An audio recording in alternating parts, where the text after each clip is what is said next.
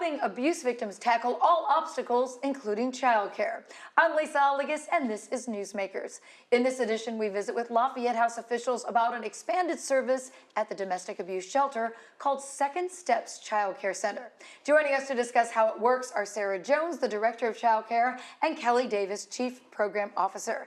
Ladies, thanks for joining us on Newsmakers. Thank you for having us. So before we get into the details of Second Steps, give us an idea of how often women come to the shelter with their children. Kelly?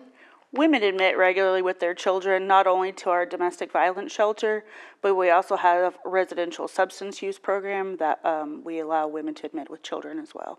So how many kids are actually staying there right now? Currently on our victim service shelter, we have 10 children. We have about 3 children for substance use clients. Okay. We're going to talk about services after women leave the shelter in our second segment, but I want to talk about the importance of childcare for those making the decision to leave an abuser. Is that unknown something that can be difficult for women, Kelly? Often women that have their children, that's a huge factor in providing safety and getting out safely. If they don't have a place for their children to go, they'll often endure the abuse and stay longer. So knowing that there's childcare available could be kind of empowering for them. Definitely would be. Excellent. All right. So is it common for domestic violence shelters to offer childcare, or are you guys kind of doing something on trend setting here? From what I know, domestic violence shelters will allow children to come. We're, I think, kind of above the mark in our program because we're one of few in the state that allow women to bring their children to the substance use side, and we're one of the few in the country that house all 3 of those services plus child care in the same facility. Okay.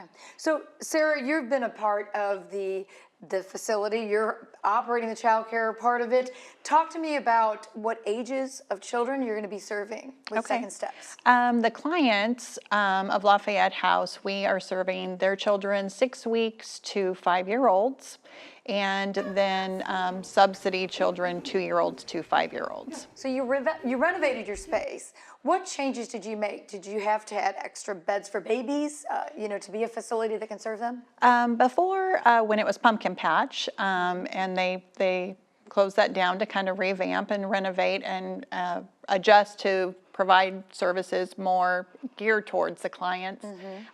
They did already have an infant and toddler room, but we are now doing infant and toddlers for only clients. So the infant and toddler, so the 1-year-olds and the infants are not available to outside subsidy. So we've really geared that towards helping serve these women and men that come into the facility and stay in Lafayette House, and they have a safe place to bring their children. Yeah. Sarah, you have 20 plus years experience in early childhood education. Will that be an emphasis or part of the program for these kids there? Yes, I think what I've learned over my years in early childhood education is that it's very important for children to learn through play. They don't necessarily realize that they're learning, but they're really enjoying learning the creativity, and they're learning math and science and everything through play. So there will be an emphasis on that, and I've learned that over the years. I opened my own child care center in 2002, and that's what brought me into early childhood education. And I've learned so much since then. I also have a lot of years with Early Head Start and Head Start, which is federally funded and has a lot of standards and requirements. So I think I bring that experience with me to Second Steps, and also brought some staff that worked for me with Head Start experience. I bet that'll be a big help. They will definitely, the children and the families will definitely benefit from all that experience. Yeah. When kids are in a volatile situation, sometimes at home, can those early education opportunities might be missed, and does this add that importance to having that available to them? Absolutely, yes. When families check into Lafayette House, the parents, of course, want to keep those children close, but we are offering them a space that is safe and secure, connected right there to Lafayette House, providing those kids that may be a little behind in their experiences because their parents have had to deal with other issues at home, so haven't had the time to do that learning. And we are not only, I always tell my staff, we're not only enrolling that child, but we're also enrolling the family. So we're there to help the families also. Yeah, so do you think some of that would be helping them learn how to play with their children as well? Yes, yes. helping them learn how to play with them, with the infants, helping them learn proper feeding and napping and the needs of the child. Maybe they haven't been educated on to that point. Yes, definitely. Yeah. Are there certain things you've done in the renovation that you've added, maybe certain kinds of toys or centers, or how will it operate? We've definitely set it up in the centers that are required by Missouri licensing, and we are a licensed child care facility through the state of Missouri. So they do require that you have certain learning areas. We've set the center up in that way. We've really just cleaned it up, set it up. They've redone the flooring and the painting, and we've really just brought it up to speed, and then need to offer the education and the learning that goes along with that. I mean, there was childcare offered previously. Yes. But they said sometimes it was a struggle to make sure there was enough staff specifically for this. You said you're bringing some extra folks there, so are there more dedicated staff to the childcare now? I don't want to say that the staff prior to us coming on and opening back up weren't dedicated. Maybe they were overwhelmed in what they were trying to do. Are they getting more time to work with? Yes, absolutely, yes. They do have a lot. I mean, we've staffed it accordingly. We will hire more staff as we enroll more children, but it is very much teacher interaction. The staff will be interacting with the children and not so focused on paperwork or that type of thing. So Kelly, let's talk a little bit about, when women come there, and you even mentioned men, the need for that trust that the kids are going to be taken care of, because it is a difficult decision to leave an abusive home or relationship, especially when you have children. How can this make a big difference? Definitely trust is huge, because the clients coming into us have gone through a lot of traumas, and trauma definitely impacts trust and safety concerns. So for someone to know that their child's being cared for in a center where it's safe, parents can go visit their children throughout the day as needed. So that helps clients, again, have that trust with our agency. We're really upfront with them, including them in on the process. But often until they come to our doors, there is an amount of trust that needs to be built, just because of the situations they've been through. I mean, it's really a piece of trauma and just that lifestyle that our clients unfortunately have to deal with until they hopefully can make changes coming through our doors. Yeah. So you're going to have an enrollment process for the Second Steps program. How many are enrolled now? We currently have 10 client children enrolled and 1 outside subsidy child enrolled. Well, we're going to take a break and we're going to talk about the subsidy program coming up in a moment. When we come back, we will talk about how the Second Steps program got its name and how the service goes beyond helping just those staying at the shelter. We'll be right back. A peace of mind, because it's right here. It's local. I can see him whenever I need to. Carrie James pops into Second Steps daycare for a little playtime with her son Cashton before she heads to an addiction recovery group. A car wreck in 2005 left her addicted to pain meds for 12 years, which then led to using meth. That's what brought her to Lafayette House in the first place with a newborn. Cashton was 5 days old. I did inpatient and was here for 29 days. And then I left and went and stayed with my sister for a couple months, and I was doing outpatient, and then I went back to my apartment, and that's when I had relapsed. And so I came back, I checked myself back in with Cashton in May 1st. And then I did inpatient was in there for 64 days, but then I was able to transition to the Jade House July 3rd. Jade House is right across the street from Lafayette House, a first step toward self-reliance as she works toward getting a job and getting a vehicle, while Cashton is cared for at Second Steps. I've been going to the Career Center. I've worked on my resume because he's able to stay here. Second Steps is part of the Lafayette House evolution. What started as a domestic violence shelter 47 years ago also offers addiction services. We find that there is an intersection between domestic violence, sexual assault, and substance use in some sort of way, oftentimes. And so having a facility that can address all of those. So whatever you're coming in for, that's what we want to help you with. But while you're here, you may be able to help with other problems that you're having too, other struggles. Second Steps helps with the children of clients and even people in the community so they can focus on getting better. If they don't have childcare, then that interrupts their whole day, right? So attending group, focusing, even just their downtime when maybe they're journaling or they're drawing, whatever that is, when you're focusing on your children, that's hard to focus on yourself. And we want them to know that that should be their priority, right? The child. But you've got to take care of yourself before you can take care of your children. Carrie has found comfort and release expressing her emotions in art. It's a deadly love story. That's my first one I did. It's just freeing.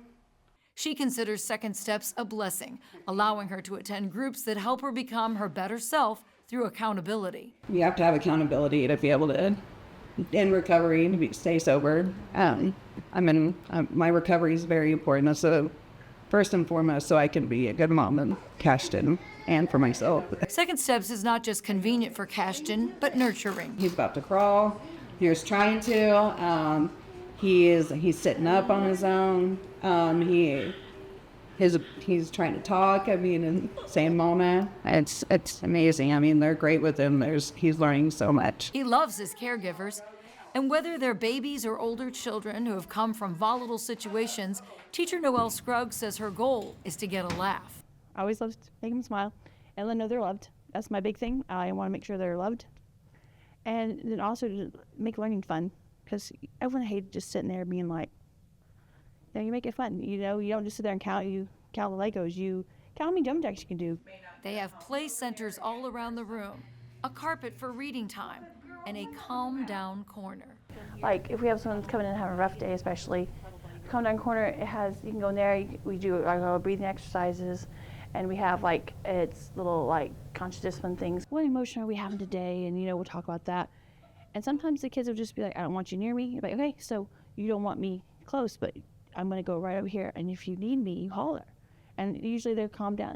After a minute, they'll be like, you come back and you may hold a hand, you may sit there, or they may just don't wanna, or if they feel like throwing things, we get the bean bags and they can throw the bean bags. That's better than throwing something else. Or you help them work through their emotions. It depends on which emotion we're dealing with. Kids get breakfast and meals family style, create art projects, and take naps. Staff work to create a sense of security and normalcy. You want them to know that there's at least one place that they come and it's going to be the same. It's going to have a nice routine. Kids love routine. They may buck a little bit and be like, but they do. For Carrie, it's a demonstration of positive parenting that she also learns here. So it just really helps them develop a well-rounded relationship with their child. You're creating that in some instances from the ground up, from birth. And so we're here to walk alongside them in that journey and ensure that they don't feel alone. Recovery is also helping her mend relationships. She has a 23-year-old daughter and 2 grandsons. There's a lot of regret, for her being a big part of her childhood was me and some kind of addiction. Well, I'm so grateful that she has given me another opportunity to see her grow and hit the milestones, and along with my grandson, the more I keep doing the right thing and everything, it just seems like doors keep opening, and the support from her is amazing because it's big motivation to stay clean. It's working for Carrie. She is now clean and sober and loving life. I enjoy waking up in the morning. I don't feel so down and just miserable and hate life, hate myself for the decisions I made. I'm able to wake up every morning with a smile on my face and look at Cashton and know I'm doing all right, and it just makes me want to do better and do more. Welcome back to Newsmakers. We are learning all about the Second Steps Child Care Center at Lafayette House Joplin and re-envisioning child care there to now help clients even after they have left the shelter. Our guests are Sarah Jones, the Director of Child Care, and Kelly Davis, the Chief Program Officer. Well, guys, besides your renovations, the Second Steps Child Care Center is designed to help clients beyond their time at the shelter. How did that goal inspire the center's name, Sarah? I think it was looked at as, the first step for these parents is to come into Lafayette House, come in for the services, and if they need to bring their children, they are able to do that also.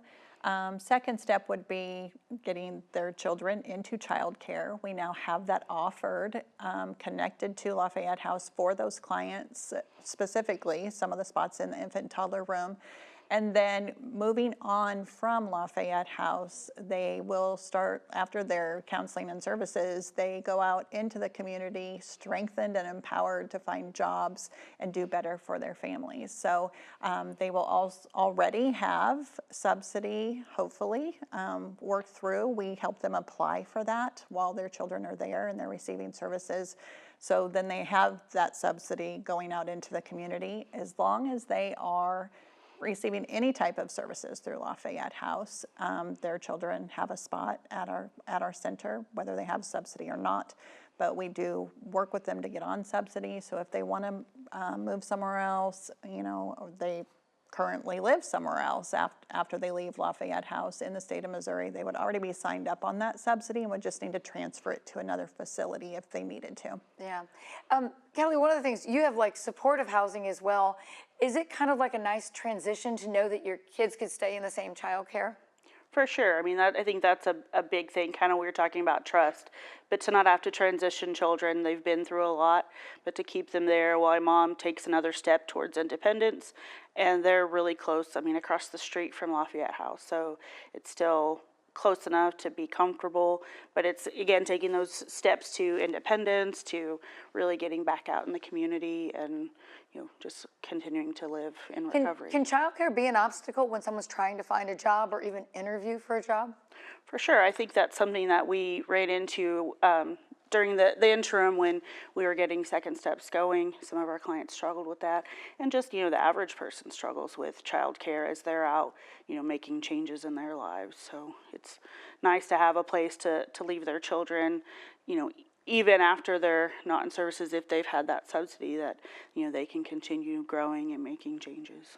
So for those staying at the shelter, the child care is free. What kind of fees then would be charged for someone who maybe has graduated? And explain how the subsidy program works. Is there a partial charge for them? That is all done through the Missouri Subsidy Program. So we get them signed up on it as clients. They are charged nothing. If they get the subsidy, that's great. If they aren't accepted on the subsidy, then they're, as a client, they still have the services there at Second Steps. As they move on and out into the community and start working again, they would report to subsidy that they've made these changes. They now have income. They're no longer living at Lafayette House. And the Missouri Subsidy bases their fees on its income-based.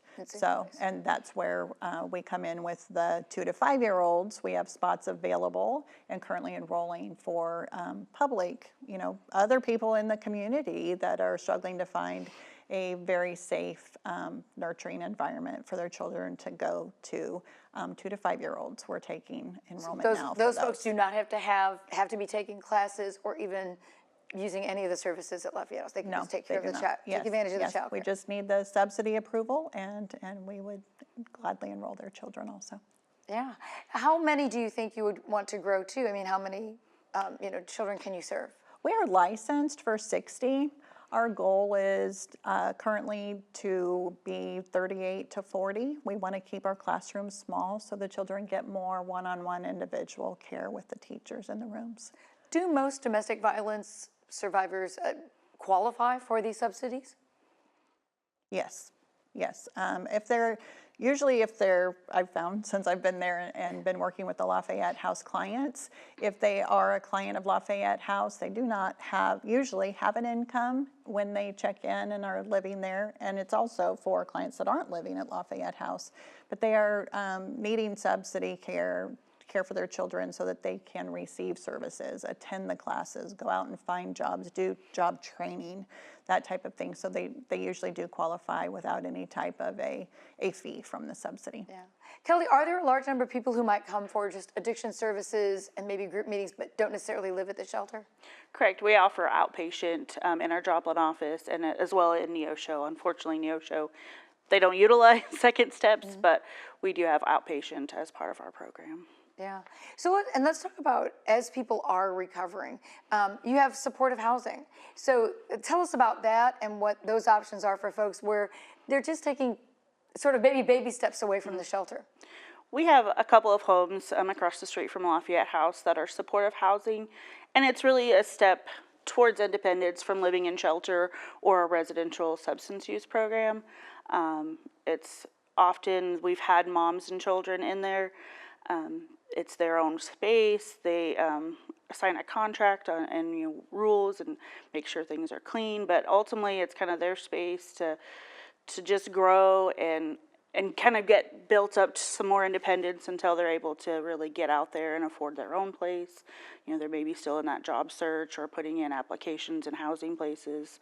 So it's just really a good help in that interim as they're continuing to grow. And since there's learning curves for them, probably having that same child care that they had before is helpful. Is that consistency important? It's very important, especially, I mean, for the families, for the parents to have that security and consistency, but also for the children to be consistent in their care. So we form trusting relationships with those children, and to this point, they're happy. They're happy when they come in the doors, and some of them don't want to leave when they want to go home, and that's a good thing. That means they're having a great time and they're learning while they're there. We often think of women as abuse survivors, but you did mention that there are times when it can be men. So what is the situation like if there is a man in a situation who has children who need child care? Does it work the same way? How does it work? It would work the same way. Men can be approved for our domestic violence shelter. We have a room for male survivors, victims, and then they just sign up the right way, female clients would. Are people surprised that men can also be on that side of abuse? I think a lot of people may not think of men sometimes being victims of abuse. It's often underreported, especially as comparative to women. And this has been a trend that we started, allowing men in our domestic violence services, I think in the last, handful of years.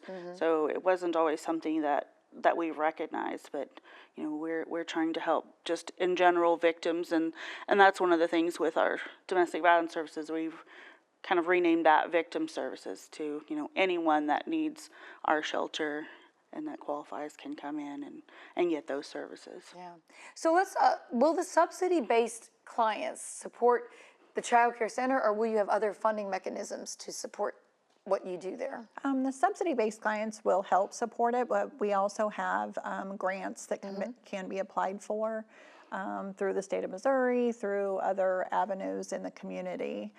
So that I've seen that Lafayette House has a lot of support in the services that they provide the clients, and now to second steps so that we can provide services to the client's children. Yeah, because childcare for some could be expensive if they go out on their own, and so this is obviously much needed for those folks who may have gone from not having a job or coming into a part of addiction therapy. It may be hard to land a high-paying job right off the bat. So let's talk about, are there any documents parents need to provide when they sign up their kids for Second Steps? I do have to have the Missouri required enrollment form filled out. I do have to have a shot record on day one. So vaccinations are important, yes. And we provide a handbook that talks about all of our policies and procedures. They look through that, there's a page of that they have to sign. If they are a child with special needs we see a lot of lactose intolerant children or allergies. If they need anything special care, we do need a doctor's note from that. But day one, as far as the clients, we need that Missouri enrollment form that's required and a shot record. And as far as subsidy, we need that shot record, the enrollment form, and the subsidy approval letter. You mentioned you are licensed by the state of Missouri. Are there certain standards the center has to follow similar to other daycares? Just like Yes, we have to follow exactly what other daycares. We are a licensed child care center. So what the state of Missouri requires of other daycare centers, they also require of us. Okay. So let's talk, Kelly, a little bit about the impact this can have. What kind of feedback do you get from clients about how it's helpful that their kids can stay? We hear a lot from clients that when they call, they have children and they're relieved that they can bring children to whichever service they need, whether it's domestic violence or the substance use. We primarily serve women in our agency, so I think a lot of times the moms have children and they worry about their needs sometimes even before their own. So just knowing children have a safe place to go and they can then focus on themselves taking care of those needs. I think it's just huge in growing in recovery and addressing some things that moms need to address, and as well as dads that come in on our victim services. It's hard to grow and make changes when you're addressing basic survival or finding a safe place to go. You can't really grow and do things until those are taken care of. Yeah. What is your ultimate goal with Second Steps? Are you hoping to keep growing the program? Is there room to expand there at the facility? What's the plan? There isn't. The ultimate goal right now is just to provide those services for the Lafayette House clients, get other families in need in the 2 to 5 year old program. And like I said, we're licensed for 60. We're currently enrolling. So as far as going on from that, right now, that's just our goal that we're really focused on, is getting that center filled up. So what are some things members of the community can do to help? Do you take donated toys or learning, tools? What kinds of things do you need, I guess, to keep it going? We do take donations of toys, books. You can, we've seen individuals offer to sponsor a child that's maybe their parents receiving client services, and they do a sponsorship of that child so that they can have child care. What else? I think one of the big things right now, as Sarah said, we're working to grow enrollment. So just Right. word of mouth, getting out there, Yes. letting people know that Second Steps exist and that we're, really wanting to help, moms and dads and children. How can a parent know if they would qualify for a subsidy so that they know they could take advantage of your program? So there is a site on, as far as outside community families, there is the Missouri subsidy site. You would just get on there. It's a very easy website to click around on and see if you qualify or not. You can call me and I can help you through the process. Right now, when you call, you do get Lafayette House, and they will transfer you to Second Steps. If you just ask for Second Steps, that gets you directly to me or another employee of the Child Care Center, and we can help you out through the process. Awesome. All right, well, thank you for all this information. It's very helpful, and we encourage others to take advantage of Second Steps. That wraps up this edition of Newsmakers. Thanks to our guests, and thank you for watching.